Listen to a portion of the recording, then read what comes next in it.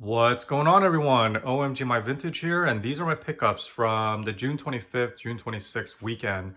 And just like every weekend, I use that time to hang out with the parents and force all of us to get some steps in. We went to several garage sales, several estate sales. Typically, when I'm with the parents, they don't like to go to garage sales because it's just it's too hit or miss. It's too random and they don't have as many tools. And so my parents, my dad especially, likes the estate sales better. My mom likes the estate sales because it's a little bit more organized. For me, I have no preference. For me, it's just a thrill of the hunt. And this weekend, it was actually a success on both sides, both garage and estate sales. So what I'll go through, as I always do, is I'll go through what I picked up, how much I picked that up for, what I think I can get out of it based on eBay completed comps or sales, and at the end, I'll provide total sales expected and total net profit after fees. What I'll go through are my garage sale pickups and then end it with estate sale pickups, just the way I have it organized on this desk. So the first thing is, finally found a Tumi bag in the wild. A little bit dirty. The couple that I was talking to about this at a garage sale, they used it once or twice on a trip to Europe, is how they explained it. And they just wanted it out. I didn't question it just because of what they were asking, but they just wanted it out. And yeah, didn't question it. $5 out the door. And I think based on what I'm seeing, your typical used Tumi bag should go for about $40 to $60. That's exactly what I'm expecting out of this.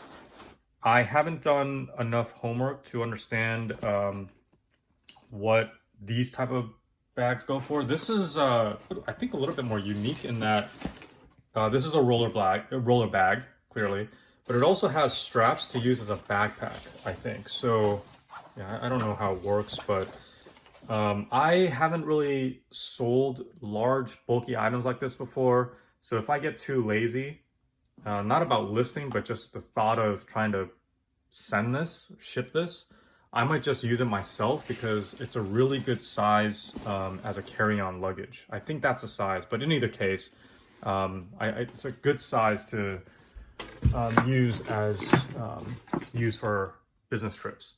So yeah, finally found one in the wild. $5 and expecting about 40 to 60. I'll put completed comps for similar styles if I can find some. So yeah, combo roller bag and backpack. Love it.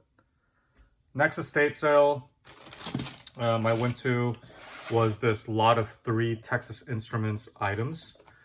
TI-83, obviously this is brand new in package. This is a TI-85 calculator. Not nearly as popular as TI-83 or 84, but still sells. Really, it's this one that is the attractive item. This one has a little bit of a blemish. I did put in new batteries. It works. Contrast is a little bit off, but I do remember how to turn it off. This probably goes for about $10 in this condition. That's pretty much the going rate for an 85, I think. 83 pluses, I think used conditions go for about $40. In new condition, I don't know, maybe 50. I tend to be conservative with my comps, what I expect to get out of it, not including shipping. So I kind of have this placed at around 45, and then this an extra 5. I used these calculators in high school back in the 90s. I didn't even know these things existed. There was no need for it back in the day. So I don't know if there's a need now. So that's why I have it valued at only $5. So I would sell these two as a package for 50, hopefully 55. But basically I'm expecting to turn $15 in this lot to $60. Originally they had it priced at 25, but the part of not only the thrill of the treasure hunt, but it's also the thrill of the negotiation. I get a little bit of adrenaline coming out of that. So I was able to negotiate down from 25 to 15, and just talking to this family, they were just desperate to get rid of stuff because they had to move out of their existing home to go to Florida by, I think, like within the next couple days. And so, I mean, when you share that kind of information, you're able to negotiate a little bit more. And I enjoy it. It's just fun for me. The next garage sale I went to, it was not much. This actually was chosen because my mom liked the color of it, and turns out it's not only vintage, but it's also new. This goes for, I think, 10 to 15 in this condition. I mean, if my mom wants to keep it, it's fine. It's really heavy though, just like you would expect compared to what you see now, where it's a little bit lighter. But yeah, my mom just liked the color, so she chose it. But it's about 10 to 15 in new open box condition. The last garage sale I went to, picked up these three items. The two backpacks and the blender bottle was $5, but this was more of a throw-in because this is probably a very low value item, something you could probably get for free when you order you know, a certain amount of product or spend a certain amount. But these I use frequently because I toss these so frequently from drinking protein shake. So anytime I come across new ones, I just pick them up. But really, it's the backpacks that I got for $2.50 each. This I used JanSport back in the day in the 90s when I was going to high school and middle school and all that stuff. And I never remember seeing a style like this. So I automatically assumed it's, what do you call it, recent. And plus, when I saw the kids, or the family's kids, I figured it was fairly recent. But something like this, it seems to be in decent shape. I expect maybe $20 for something like this. I just like that it wasn't your traditional backpack. There's a little bit more to it than just your traditional backpack, like the flap and everything. So that's why I picked that up. And then this, I've never heard of STX, but apparently this is a lacrosse backpack. Completed comps, I saw 2025. That's basically what I'm expecting. Seems to be in good shape. I don't know, it just reminded me of one of those like Swiss Army quality type of backpacks.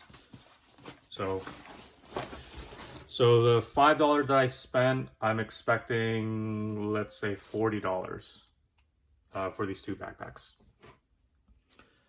And then let's see here, everything else I got at estate sales. So out of two estate sales, I got everything you see here. And then at one estate sale, this is the only pickup that I made. So on this one, I knew right away that because this car was thrown in with other Hot Wheels and Matchbox, that I was going to get a deal. But unfortunately, since I went on the first day, they weren't able to negotiate or do anything. And so I did pay up.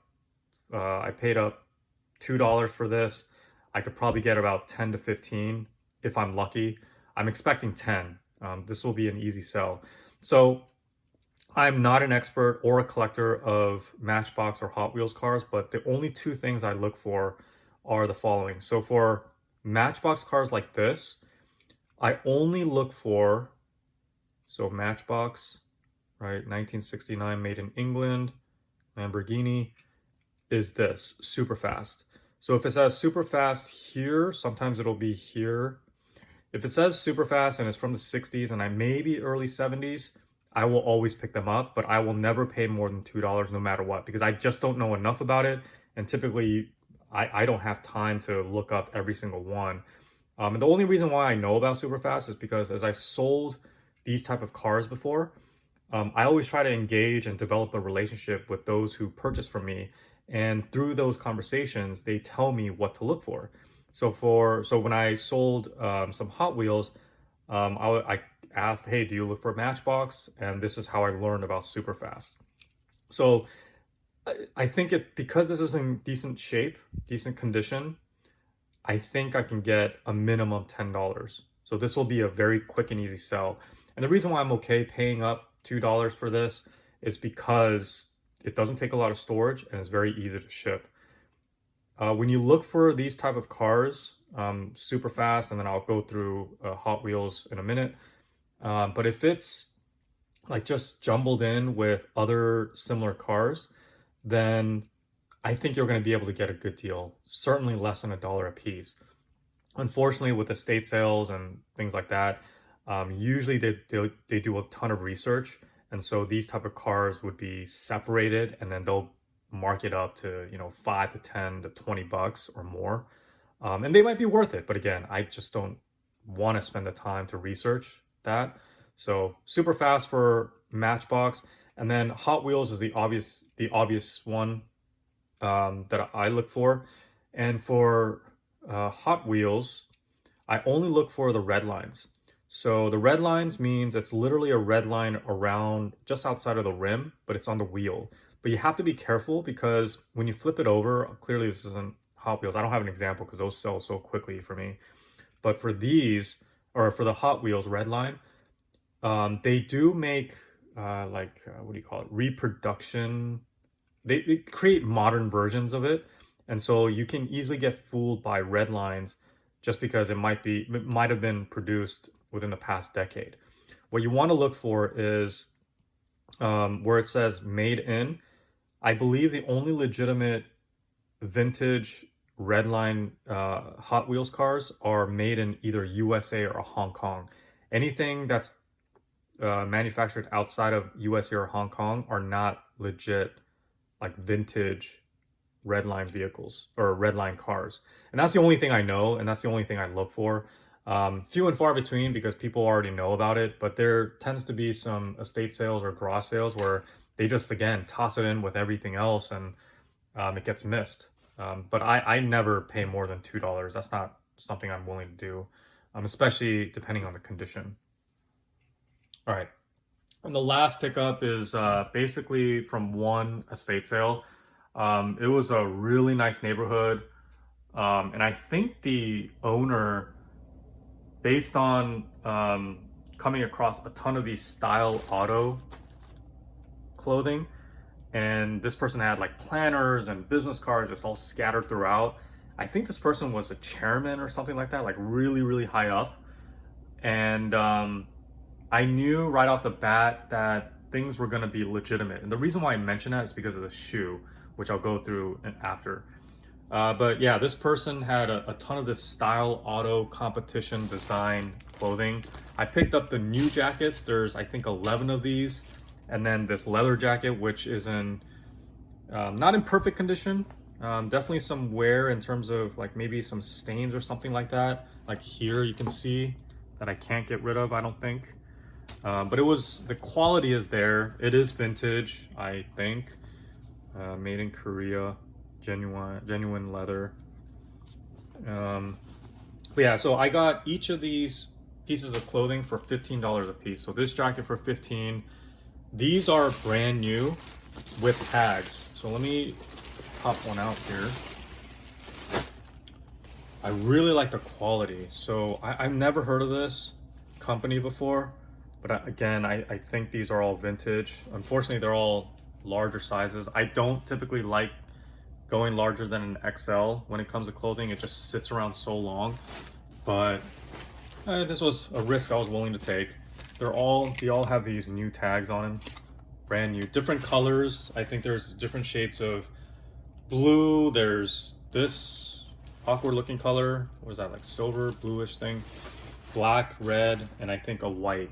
And I think, again, there's about 11 total of these new jackets.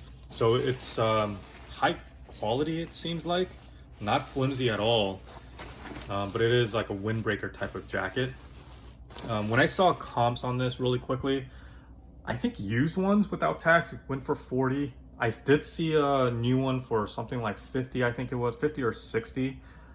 I tend to be conservative with my comps, so I'm expecting 40 each out of all the clothing. So 40 each. So I paid 15 each, like I said. So turning 15 into 40, these are going to be easy to list because I can just put it up as quantity. We'll see. I'm expecting it to sit around for a little bit, but easy to store when it comes to clothing, and I don't mind storing it. I just like the style of the jacket, the quality of the jacket, and pricing. We'll see. I mean, 15 into 40 each, not including shipping, seems to be a decent enough flip. And the last thing I came across was these shoes, these women's shoes. And again, going back to my comment about legitimacy or authenticity, again, this person just lived in a really nice neighborhood, um, really nice house, and all the items in there were kind of in that range of like luxury goods type of thing. And so I assume that these Gucci women's shoes or loafers were legitimate. So the clothing was 15 per.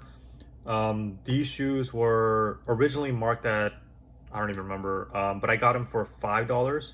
Not in the best shape, but this I'm gonna assume is legitimate. But you can see they're Gucci SPA, obviously worn. But pretty cool to see this vintage Gucci loafers, women's. I think a 40 is a size 7 women's. But yeah, I don't really know what to expect. I think I did see a completed comp on Poshmark or something like that for ones with heels for 60 or something. I paid 5. Well, that's how it came out to be in this deal. I paid 5. I'd be happy with, 25, right? But we'll see. I mean, I'll probably list it high and see what kind of offers I get. But it's not in the best shape. Clearly worn, but it's not so bad for vintage Gucci. That's, I'm assuming, is authentic. But yeah, so these were my pickups for the weekend of the 25th, 26th, highlighted by my first garage sale, or first Tumi bag at a garage sale in the wild. So really pumped about that. Yeah, it was. I knew it was gonna be a good day when that was gonna be the first thing I purchased for the weekend. But yeah, no, I appreciate all of you watching. Yeah, we'll see you in the next video. Thanks all. Bye bye.